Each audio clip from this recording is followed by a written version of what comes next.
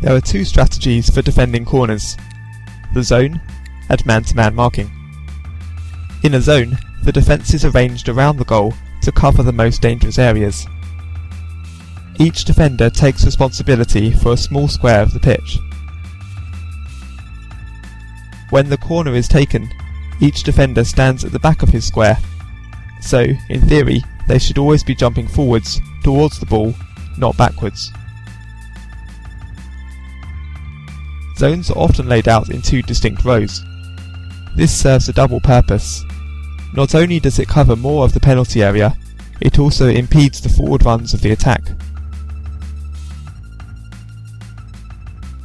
Here, Portugal's zone is far too loose, and Germany runs straight through them to score.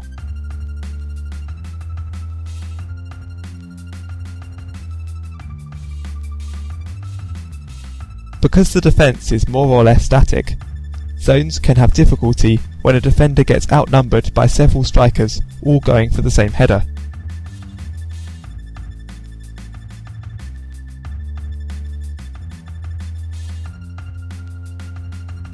Zones can also struggle with out-swinging corners if the attack gets an unchallenged header from distance.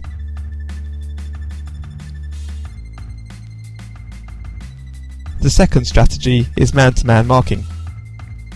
The defenders are each assigned to an attacker, and their job is to prevent that player from scoring.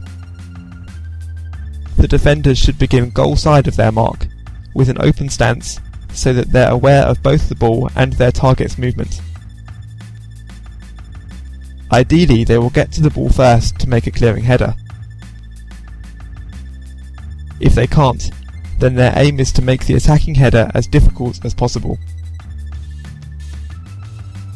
If someone is bigger than you, he's going to beat you in the air, you just make life very difficult for you. You don't have to foul them, just make it very hard for them to actually get clean contact with their headers. This requires physical contact.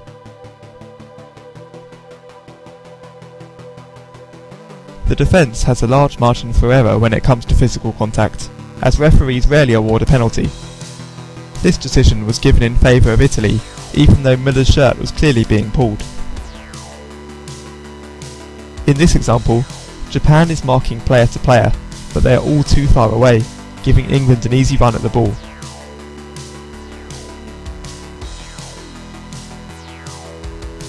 The marking needs to remain vigilant, even if the initial cross goes elsewhere. Here, the Chilean defender allows David Luiz to step goal side of him.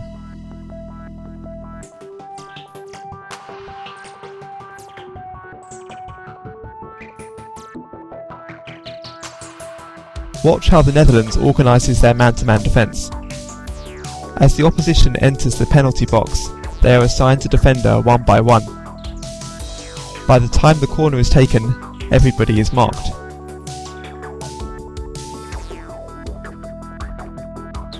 By contrast, here Cameroon looks like they're playing one-to-one, but then this happens. It turns out two defenders were marking the same player, leaving Mandzukic free in the centre of the penalty area. The organisation here is also lacking. It's not clear who is marking who. Have to pick up if you're defending a corner, mark a man, stay with him. In the end, there were 3 unmarked Algerians.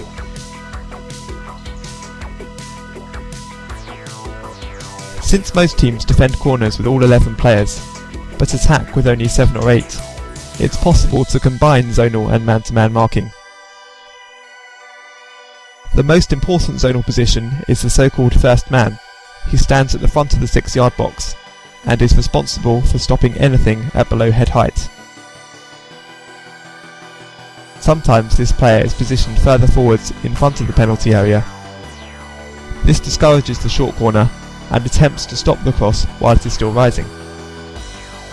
On the rare occasions this player does stop the cross, the attack is prevented from getting anywhere near a shot on goal.